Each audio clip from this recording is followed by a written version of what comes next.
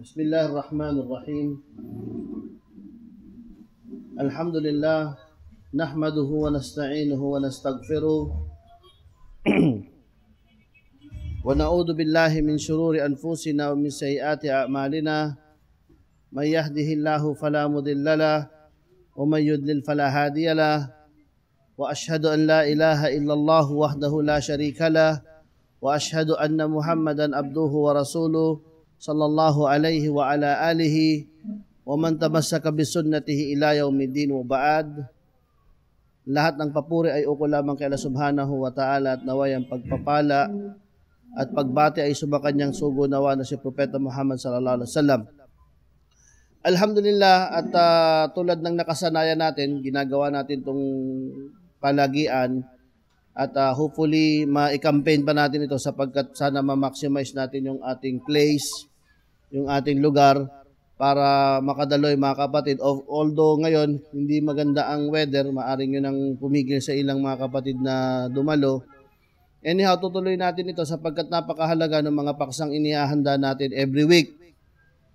At tulad ng announcement natin, magtatalakay tayo ngayon ng patungkol sa pagpapalakas ng pananampalataya o yung tinatawag na asbab at thabat fid din o alad-din.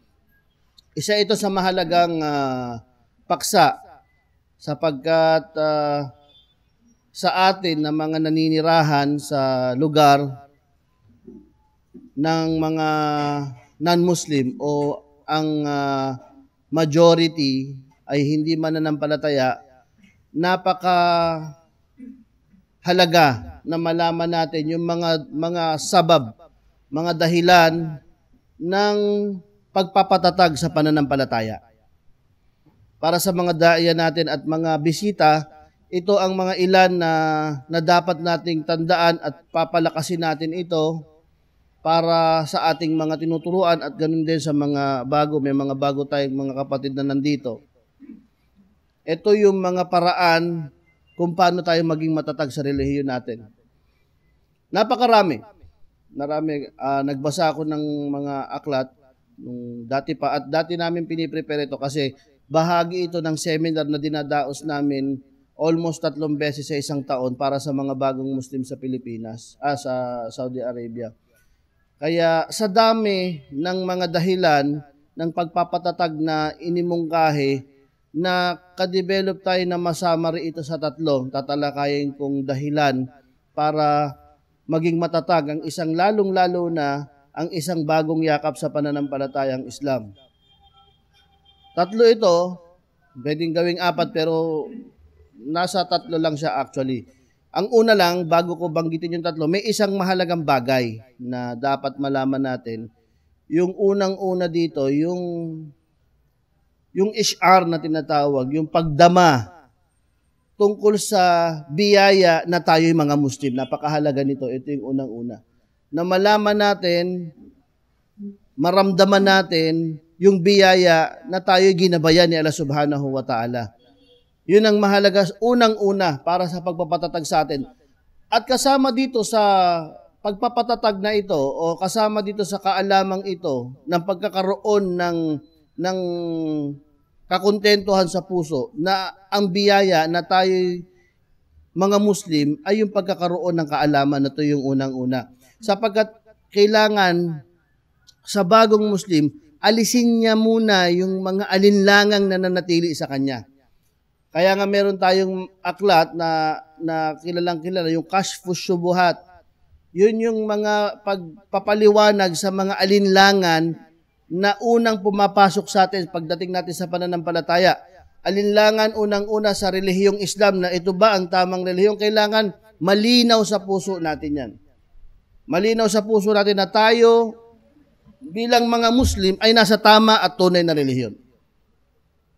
Kailangan madama natin yun. Yung biyaya na yun. Sa dinami-dami ng mga tao sa buong mundo, ay isa tayo sa mga pinili ni Allah subhanahu wa ta'ala na mga bayan sa relihiyong ito. Maramdaman natin yung biyaya ng Islam na tayo'y Muslim. Ang sabi ni Allah subhanahu wa ta'ala sa Quran, Inna dina indallahil Islam. Tunay na sa paningin o para kay Allah subhanahu wa ta'ala, ang din para sa kanya ay ang Islam. Ang sabi pa ni Allah subhanahu wa ta'ala sa Quran, Al-yawm akmaltu lakum dinakum wa atmamtu alaykum ni'mati wa raditu lakum al-Islam madina. Sabi sa araw na to, pinili ko ang relihiyon para sa inyo at binuhos ko dito ang aking biyaya at pinili ko ang Islam bilang inyong relihiyon. Ito ang mga salita ni Allah subhanahu wa ta'ala. Una, pag naghahanap tayo ng mga katibayan, katunayan ng pagiging tama ng Islam. Pangalawa, yung tinatawag na tadabbur bil khalq. Yung pagmumulay-muni o pagninilay-nilay sa mga nilikha ni Allah subhanahu wa ta'ala. Yung kanyang creation na tayo ay bahagi nito sa isang malaking sistema na ang tagapaglikha ay si Allah subhanahu wa ta'ala. Napakaliit natin na bahagi sa malaking sistema na ito sa buong sanlibutan at tayo ay ginabayan ni Allah subhanahu wa ta'ala. Na tayo ay nasa tamang landas, nasa tamang relihiyon, at kapag dinatnan tayo ng kamatayan sa ganitong estado at gantong paniniwala at gantong kapanatagan sa ating puso, ay papasok tayo sa pinangakong paraiso ni Allah subhanahu wa ta'ala. Unang-una yon. Kailangan sa pagpasok natin o pagiging Muslim natin, tayo man ay bagong Muslim o matagal na o pinanganak na Muslim, kailangan malinaw sa atin ito. Kailangan malinaw sa atin yung pagdama natin ng biyaya ng pagiging Muslim natin. Bago pa man natin isa-isahin yung pagpapatatag, kailangan malinaw ito. Ito yung unang-unang kailangan maramdaman natin. Yung tayo ay Muslim. Mawala yung tinatawag na inferiority complex o kaya tinatawag na identity crisis. Kasi yun ang magsisimulang magpahina sa atin. Kung kapag nahihiya tayo na Muslim tayo. Kapag nahihiya, iba yung sitwasyon na bago ka pa lang sa Islam at sinusubukan mong ma-adapt ang mga nasa paligid mo dahil hindi ka pa handa, kesa sa ayaw mong lumantad kasi meron kang bagay na kinahihiya. Kailangan maging malinaw sa iyo, kailangan mahanapan mo ng solusyon na hindi ka magkaroon ng identity crisis o yung tinatawag na inferiority complex na para bang I don't belong. Para bang outcast ako ng pagiging Muslim ko. Problema yan. Example, may mga Muslim na apektado ng ganitong problema, yung nagpapalit ng pangalan, na ang pangalan niya dati ay Muhammad, ngayon ay Mo na lang, tawag sa kanya Mo. Diba? Kasi bakit? Ayaw niyang ma-address. Kaya nga ako, hanggat maaari, yung mga pangalan na pinipili ko sa mga anak ko o kaya sa mga nagbo-Muslim, yung tunog ano talaga? Tunog Muslim. Abdulaziz, Abdullah, Muhammad. Hindi ba? Kasi naging ano din ako noon, nung bago ako sa Islam, parang nahihiya ka kasi, pero dapat mali yun. Lalo sa bago, kailangan maging malinaw sa'yo na tama itong relihiyon mo. At tunay na mas marami ang ligaw. Hindi dahil sa mas marami sila yung tama. Hindi. Maaring sa isang grupo, ikaw lang ang Muslim. Ikaw lang ang tama. Kaya mahalaga na maging malinaw to sa'yo. Papasok din kasi dito, kapag may problema ka sa ganito, hindi mo ma-represent yung sarili mong identity. Ang tendency, gagayahin natin yung mga kufar. Gagayahin natin yung kanilang mga pananamit, gagayahin natin yung kanilang mga pananalita, kasi hindi ka sigurado o hindi ka proud sa identity meron ka. Iba kahit minsan yung pagpananamit sa kababaihan, maghihijab nga o magsusot ng hijab, pero ina-adapt nila yung way ng mga non-Muslim. Ano meron? No? Mahirap magtukoy, pero minsan napapansin mo, proper hijab nga, pero parang may touch ng panggagaya o para maging accepted sa lipunan. Dapat kung ano yung identity ng isang Muslim, dapat yun ang ilabas natin. Yun ang ating ipakita. Yan ang unang-una. Kailangan maging malinaw sa atin ito. Sunod, dito na magsisimula yung mga pamamaraan. Sabi nga natin, napakarami. Lahat ng nakikita ko, laging umpisa nila, Quran. Lahat ng aklat. Lahat ng aklat na nabasa ko ng pagpapatatag sa relihiyon, ang unang-unang lagi nilang sinasabi, para tayo tumatag sa relihiyon natin, Quran. Magbasa ng Quran. Na yun, papasok yon sa mas malaking kategory ng paghahanap ng kaalaman. Yun ang unang-unang pinakamahalaga pagkatapos ng introduction na sinabi natin. Number 1, pagkakaroon ng matatag na kaalaman sa Islam. At ang malaking bahagi nito ay pagbabasa ng Quran, kahit sa salin nito, sa mga bago, at pagninilay-nilay sa kahulugan. Kaya tayo nag-develop, may mga translators para maisalin ito at mabasa ng mga bago o mabasa ng mga non-Arabs para mapagnilayan nila yung mga mabubuting aral na makuha nila. Hindi dinevelop ang translation para magkuha ng tafsir o gumawa ng batas sapagkat mayroong panuntunan para makagawa ng batas. Unang-una, kailangan kukunin ito mula sa original niyang Arabic o mayroong mga sistema, may mga panuntunan ng mga mufassirin at ang mga hakim para makakuha ng mga pagbabatas dito. Pero sa atin, sa ating mga ordinaryong tao, binabasa natin ito. Kung di natin nababasa sa Arabic, basahin natin siya sa wikang meron tayo, sa English, sa Tagalog, sa Bisaya, at pagnilay-nilayan yung mga mabubuting aral na pwedeng makuha natin dito. Patuloy na pagdalo sa mga gantong klaseng gawain. Napakaraming Muslim dito sa lugar natin. Sa ratio ng may dumadalo sa ating paghahanap ng kaalaman ngayon is nakakalungkot. Sa dami ng mga Muslim, ratio natin sa dumadalo't naghahanap ng kaalaman, yun ang unang-unang nawawala. Yung pagdevelop ng bawat isa sa kanilang kaalaman sa Islam. Napakaraking bilang ng Muslim na hindi mo matanong sa mga basic na aral ng Islam. Na matagal na sa Islam. Matagal na. Hindi lang tayo sa mga malalalim na issue. Mga basic na tanongin mo sa Islam. Minsan sa kanila, hindi nila masagot o sasagot, mali pa. Bakit? Kasi hindi sila nag-develop.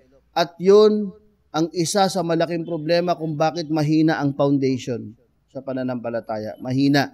Bakit? Minsan, marami nagiging Muslim. Tumatagal sa Islam, pero mali yung pinapatungan ng kanilang pananampalataya. Hindi nila nilalagay ng tama kung saan nila ilalagay yung pananampalataya nila. Minsan, nilalagay nila sa kaibigan. Yung faith nila nakapatong sa kaibigan. Kaya ang tendency, kapag wala na yung kaibigan, nag-away sila, pati yung pananampalataya niya, wala na, guho na. Meron mga Muslim, pinapatong ang kanilang pananampalataya sa trabaho. Kasi yun ang trabaho niya, kasama niya mga Muslim, amo niya Muslim. Ngayon, pag wala na yun, wala na yung trabaho, natanggal, nagka-problema sa trabaho, pati yung Islam niya, damay na. Kasi bakit siya nakapatong? Hindi man nakapatong sa tama eh. Nakapatong sa trabaho, nakapatong sa pakinabang, makamundong pakinabang. Meron naman pinapatong sa pagmamahal. Pagmamahal sa asawa, example. No? Ang faith mo, nakapatong sa asawa mo. Kaya nung nagka-problema sila mag-asawa, nagtanggal na ng hijab. Bakit? Kasi yung faith niya, wala sa tama. Pinatong niya doon sa relasyon ng asawa nila. Hindi siya nag-develop. Kaya nung nagka-fitna, yun na. Diba, marami. Mga experience natin, nung panahon ng dumating ang maraming fitna, marami nung una, walang sapat na kaalaman, tapos nalagyan ng radikalismo, nalagyan ng mga iba't ibang mga pananaw. Ayan, mga hot blood. Pero nung dumating yung tunay na fitna, isa-isa na wala. Tapos sila nagkaroon ng problema. I mean, wala kasi doon yung tamang foundation eh. Wala. Napakaraming pwedeng pagpatungan ng pananampalataya natin na hindi dapat doon. Saan ang pinakamatibay na dapat niyang pagpatungan? Sa kaalaman. Sa Quran, sa hadith ng Propeta Muhammad sallallahu alaihi wasallam. Dito mo patatatagin. Dito natin patatatagin yung pananampalataya natin. Hindi sa mga pakinabang nakikita lang o sa pakinabang makukuha lang natin ng panandalian. Ipatong natin ito, kumbaga, lagyan natin siya ng pundasyon na matatag na pangmatagalan. At ito, ang sunna o ang kitabullah o ang aklat ni Allah subhanahu wa ta'ala o ang sunna ni Propeta Muhammad sallallahu alaihi wasallam. Sabi ng Propeta Muhammad sallallahu alaihi wasallam, "Taraktu fikum shay'ain wa in tamassaktum bihima falan tadillu abadan." O kama qala Rasul sallallahu alaihi wasallam, iiwan ko kayo ng dalawang bagay. Napaka bigat ng statement. Isa sa mga binitawan ng Propeta Muhammad sallallahu alaihi wasallam bago siya umalis. Taraktu fikum shay'ain o amrain sa ibang mga riwaya, dalawang bagay o dalawang paksa o dalawang talakayin. Alin yun?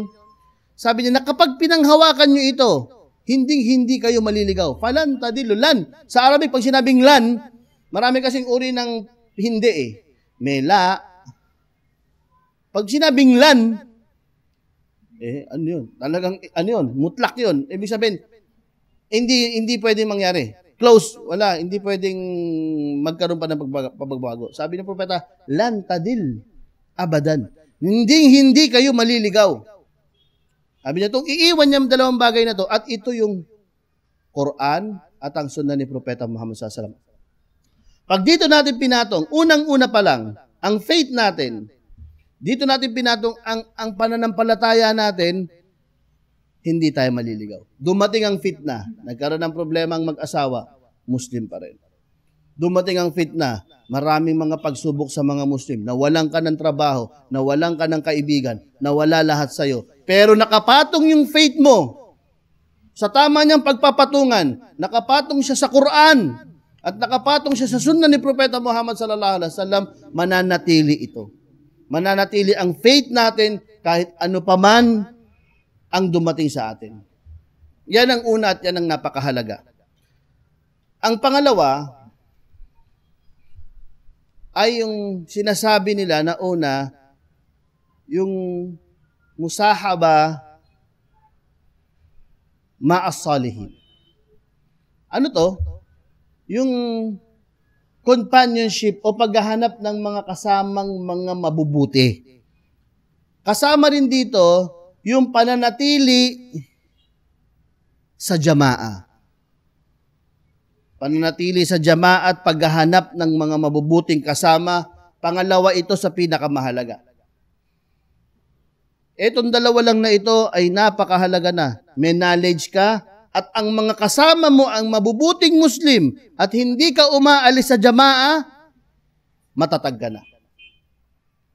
Sabi, ang awa ni Allah subhanahu wa ta'ala ay nasa jamaa. Ang awa ni Allah ay nasa jamaa. At napakaraming hadith at mga aya, wa'tasimu bihablillahi jami'an wala tafarraku. Wa'tasimu bihablillahi jami'an wala tafarraku. Sabi, humawak tayo sa lubid ni Allah. Ano yung lubid ni Allah? Yun yung Islam. Wala tafarraku at huwag kayo maghiwa-hiwalay. Huwag kayo maghiwa-hiwalay. Kaya kapag bagong Muslim ka o kahit na luma, kapag nag-iisa ka, mas madali kang matangay. Ang sabi nga sa isang hadith na ang flock ng mga sheep, kapag sama-sama sila, hindi sila sinusugod ng wolf, ng lobo.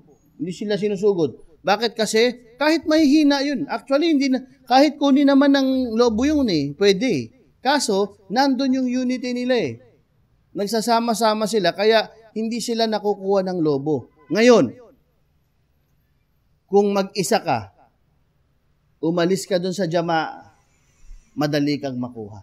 Kaya ngayon lagi mapag-isa, hindi dumadalo yung nagsasabi na sa bahay na lang ako mag-aaral. Mag-aaral ako sa bahay. Tapos, rare mo siyang makikita sa Islamic Center. Hindi mo makitang kasama ang mga Muslim. Makikita mo pa sa labas, minsan, isa kasama mga non-Muslim. Tapos, non-Muslim na nga sa bahay, non-Muslim pa sa opisina, non-Muslim pa sa trabaho, sa school, anong aasahan nating tibay meron sa pananampalataya ang ganitong klase? Saka isa pa, kapag magkakasama kayong mga Muslim, pag oras ng sala, imposibleng walang magsabi sala na. Alam ba, 10 tayo, mga Muslim, at pumasok ang oras ng sala. Napakasasamang Muslim nung kung wala man lang isa doon na nagsabi, sala na tayo. Diba? Pero kapag ang kasama mo, mga non-Muslim, dumating ang sala, papaalalahanan ka ba nila, Muslim ka, magsala ka na. Hindi. Baka magsasala ka, gusto mo magsala, ayaw pa nila. Ay hindi, sandali, mamaya ka na. May ginagawa pa tayo. Pero kapag ang kasama mo, mga Muslim, pag oras ng sala, magsasala kayo. Pangalawa, pag ang kasama natin mga non-Muslim, yung kanilang ugali, yung kanilang pamamaraan, na-a-adapt natin. Nakukuha natin. Sa Islam, alhamdulillah, pag ang kasama mo mga Muslim, ang maririnig mo lagi, alhamdulillah. Saan ka pupunta, bro? Dadating ka pa bukas? Insha'Allah. May nangyari, alhamdulillah. Pero pag ang kasama mo mga non-Muslim, meron akong kilalang non-Muslim sa Riyadh, konti, bawat sentence sa huli may mura. Puro mura ang masasabi. Tapos magsasama-sama yung mga non-Muslim, ano mga pinapaksa nila pag mag-uusap sila? Asahan mo bang magkakaroon ng dhikrullah pag-alala kay Allah? Ang mga kasama mo non-Muslim? Maaasahan ba natin na pupurihin si Allah subhanahu wa ta'ala? Kasama mo mga non-Muslim? May oras ka ba para magdikir? Kasama mo mga non-Muslim? Wala. Of course, tapos makukuha mo na yung kanilang mga pag-uugali. Makukuha mo na yung kanilang mga pamamaraan. Makukuha na natin yung kanilang mga sinasabi. Imbis na matuto tayo ng mga dikir, Bismillah, Subhanallah, Alhamdulillah, ano matututunan natin kung pagkakasama natin mga non-Muslim? Hindi ba? Saka yung mga pinapaksa nila lagi, mga pinag-uusapan nila. Ako personally, pagkasama ang mga non-Muslim, parang hindi ka kampante. Pag nakatagal ka ng kasama mga Muslim, hindi ka kampanting kasama sila maliban sa dawa. Maliban kung pinakikilala mo ang Islam sa kanila. Maliban kung ginagabayan mo sila. Pero kung nandun ka, hindi ka nagdadawa, hinahayaan mo sila sa mga gawain nilang paglapastangan o paglabag kay Allah subhanahu wa ta'ala, lalabas ka, kasala ka pa doon. Kaya napakahalaga ng pagkakaroon ng jamaa, napakahalaga ng pagpananatili. At hindi pamamaraan ng Islam, yung nag-aaral ka mag-isa. Nag-aaral ka mag-isa. Tapos wala kang kasamahang mga Muslim. Dapat dumaan ka sa pamamaraan na tinuro ng mga naunang mga salaf natin para makuha mo yung ugaling meron sila. Kasi sa pag-aaral, hindi lang naman ang kinukuha mo ay yung kaalaman noong nagtuturo sa'yo. Ang gusto mong i-adapt, yung mga bagay na kung paano niya tinutupad yung kanyang kaalaman. Ngayon, kung sa bahay ka lang magbabasa ka, tapos uunawain mo ng sarili mo yung mga talatang nababasa mo o yung mga librong nababasa mo at wala kang jamaa, ang tendency kapag sumama ka sa kanila at mali yung pag-unawa mo, masasaktan ka pa. Lalayo ka pa. O worst, magiging cause pa ng pride yun o kibir na para hindi ka tumanggap ng pagtatama. Pero pag sanay ka mag-aral, kasama ang jamaa, hindi ka, hindi ka balat sibuyas na itama. Mabilis kang magtaradyo. Yung pag sinabing mali yung pag-unawa mo, pag nasa jamaa ka, ay, ano ka talaga? Pag nakitang may pinakita sa yung dalil, may pinakita sa yung hadith na hindi mo na-encountered, at sinita ka, hindi naman sita, sabihin napansin ka at pinakita sa iyo yung dalil. Pag nandun ka sa tamang akhlak, tamang pag-uugali ng talibul ilm, ng student of knowledge sa Islam, tanggap mo. Tanggap mo. Hindi katulad ng mga so-called nagsi-self-study, hindi natin sinasabing wag mag-self-study, pwedeng mangyari tulad ng mga sinasabi ng Sheikh na pag nakuha mo na yung basic example, dumalo ka sa isang pag-aaral, nakuha mo yung mga basic na kaida, mga panuntunan sa pag-aaral, no harm, kumuha ka ng libro and start mag-research ka na sa mga bagay-bagay. Pero from the very beginning, nag-Muslim ka at ayaw mong sumasama sa mga pag-aaral at hindi mo naging kaugalian na sumama sa pag-aaral kasama ang jamaa, ang tendency niyan, inuunawa mo ng inuunawa yung relihiyon mo ayon sa sarili mo. Na yun ang pinakamalaking kaligawan, lalo na kung nasanay ka na doon. Kung nasanay ka na laging ikaw lang ang umuunawa ng mga binabasa mo. Kailangan ang pag-aaral ay kasama ang jamaa. Ang pag-aaral at jamaa ay magkasama lagi yan. Kaya nga, alhamdulillah, meron tayo mga kinakandak na mga pag-aaral dito. Hindi ba? Ini-encourage natin yung may mga online study tayo, may mga online lectures tayo, pero dapat kabahagi pa rin ng isang nag-aaral na dumadalo sila sa jamaa. Dumadalo pa rin sila sa jamaa para maramdaman nila yung grouping. Kaya nga, maraming pagsamba sa Islam, jamaa ginagawa. Di ka pwede mag-hajj mag-isa. Hindi ba? May nag-hajj ba mag-isa?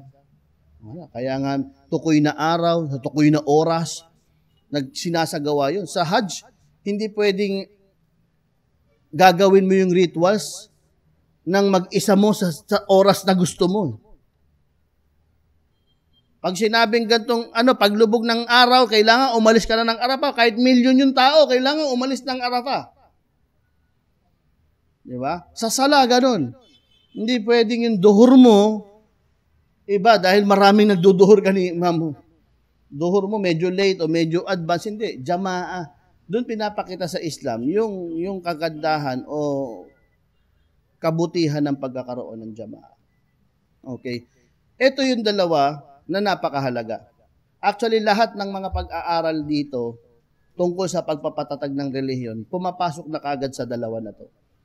Pag sinabing kaalama, Quran, sunna ni Propeta Muhammad sallallahu alaihi wasallam, pag-intindi sa mga nangyayari, pag-unawa sa mga sitwasyon, sa oras ng mga fitna, pagkakaroon ng kaalaman sa mga bagay na ito, lahat ito papasok sa isang kategory, yung pagkakaroon ng kaalaman sa Islam. Sunod naman, papasok ang lahat sa pagkakaroon ng magde-develop sa sarili ng mabuting gawain, pagiging mabuting tao, nadidevelop naman ito sa pamamagitan ng pagkakaroon ng mabuting kasama. Pagpili ng mabuting kasama at pananatili sa jamaa. At ito yung huli, at ito yung lagi natin sinasabi, lagi natin na pinaliliwanag sa tao, pagkatapos mong nagkaroon ng kaalaman at sa jamaa ka, sa umpisa at sa gitna at sa huli, kailangan mo tong huling payo na to.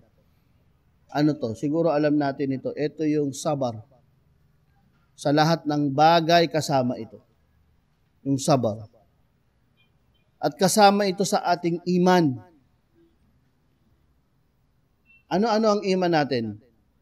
An tu'min billah, wa malaikatihi, wa kutubihi, wa rusulihi, wal yawmil akhir, wal qadar, khairihi, wa syarrihi.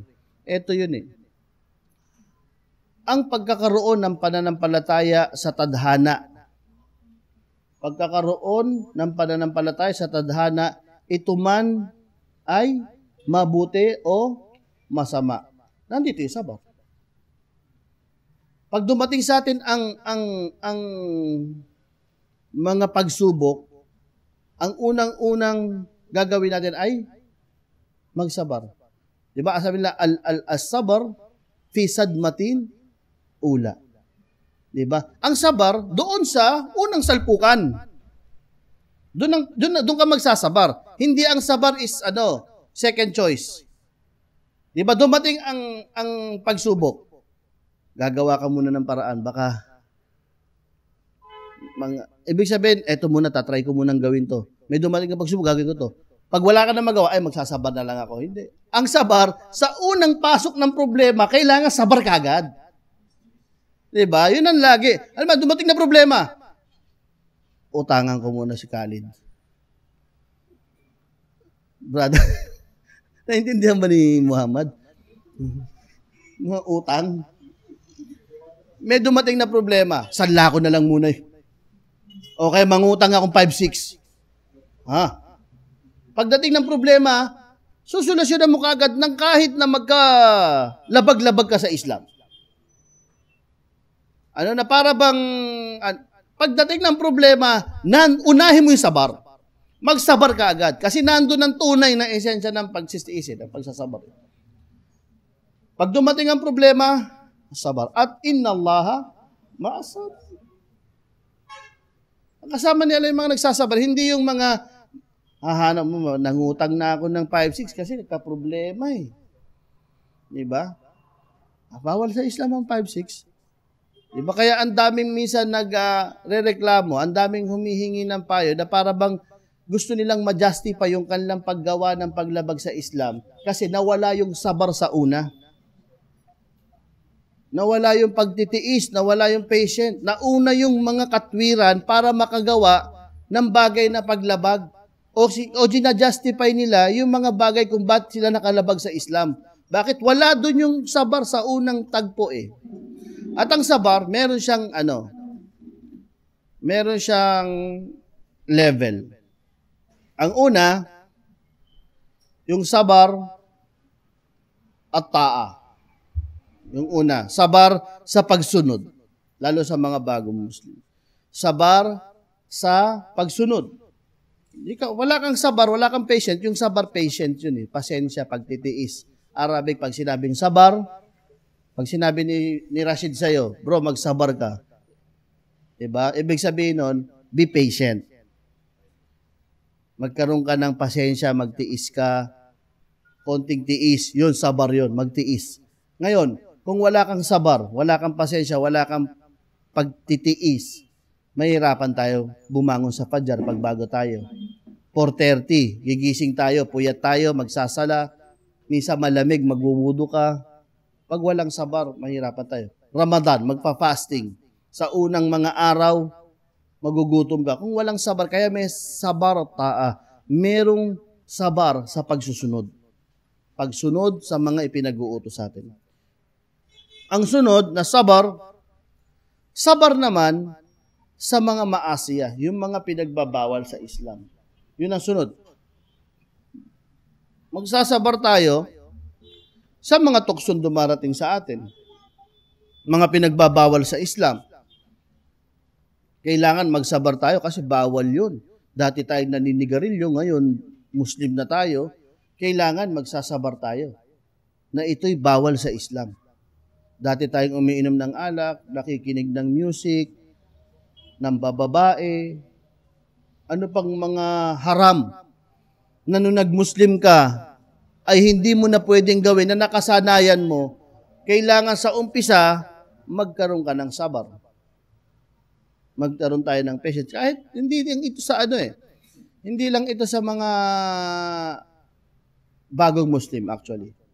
Dapat ito rin ay lagi ang ginagawa ng mga Muslim as a whole, yung pagsasabar. Ang sunod, yung sabar sa mga ibtila, mga pagsubok ni Allah subhanahu wa ta'ala. Magsasabar tayo kung ano man yung dumating sa ating pagsubok. Example, yung lagi natin binabanggit o nababanggit ko pag meron akong gantong mga panayam, yung isang brother, engineer siya, napaliwanag sa kanya yung Islam, alhamdulillah, nag-Muslim siya. Nag-Muslim siya. Sa kanyang sobrang pagtanggap sa Islam, pinaliwanag niya to sa asawa niya, nasa Pilipinas, sa telepono, nag-Muslim. Tinanggap ng asawa niya, tinanggap ng biyenan niya, tinanggap ng ng nanay niya. Sa madaling salita, mabilis na lumaganap sa kanila yung Islam. Nung nag-Muslim na silang lahat, mga ilang araw lang, na lamang merong cancer yung asawa niya. Alam mo yung sinasabi ng mga pamilya niya, ng mga kapitbahay, sinumpa daw sila ng Diyos. Kasi nung nag-Muslim sila, nakita ng mga kapitbahay, tinatapon nila yung mga rebulto yung mga santo nila sa bahay, tinatapon nila Kaya nung nalaman ng mga kapitbahay na nagka-cancer yung misis niya, ang sabi, sinumpa sila ng Diyos kasi nga tinakwil daw nila si Kristo. Sa isang bagong Muslim, linggo pa lang nagmo-Muslim siya. Linggo pa lang. Actually, sa ganung kaikling pagmumuslim, maaring meron pang alinlangan sa utak niya, ba't ako nag-Muslim? O ang totoo ba talaga ang Islam? Tapos biglang dumating na merong cancer daw ang asawa niya. Kung wala dun yung sabar sa mga pagsubok ni Allah subhanahu wa ta'ala, actually pinagpaunan na Pinagpaunan na ni Allah subhanahu wa ta'ala sa Quran. Nasusubukin. Susubukin tayo ni Allah subhanahu wa ta'ala tulad ng pagsubok niya sa mga nangauna sa atin. Pinagpaunan na ito, kaya hindi ito something na strange na pwedeng magdulot ng alinlangan sa isang nanampalataya. Dahil pinagpaunan na ito, ang problema, kung naiintindihan ba ito ng mga bagong yakap sa Islam. Kaya kung wala dun yung mga tinalakay natin kanina, na mga bagay na magpapatatag sa atin sa relihiyon natin, ay hindi natin maiintindihan o mabilis tayong bibigay sa mga ganitong bagay. May sunog.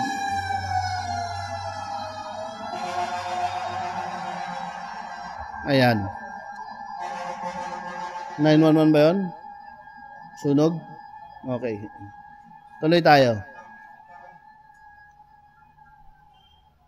Kaya ang sabar, meron siyang level. Una, ang sabar sa pamamagitan ng pagsunod.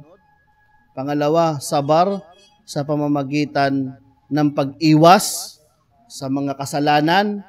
At ang pangatlo ay ang sabar sa mga pagsubok na darating sa atin. Yan ang mga dapat nating taglayin. Ito yung mga maikling payo na inihanda natin na dapat taglayin sa mga daiya natin at mga volunteers. Ito ang mga dapat natin unang-unang pagfokusan sa mga pina-follow up natin. Una, ang pagkakaroon ng kaalaman, knowledge. Kasi hindi natin kayang patatagin ang mga bagong yakap sa Islam kahit na yung mga nagtauba na mga pinanganak ng Muslim kung hindi natin i-develop ang kanilang kaalaman sa pananampalataya. Kung magfo-focus tayo sa mga bagay na i-attract natin sila sa mga bagay na panandali ang pakinabang, mas nagkakamali tayo doon.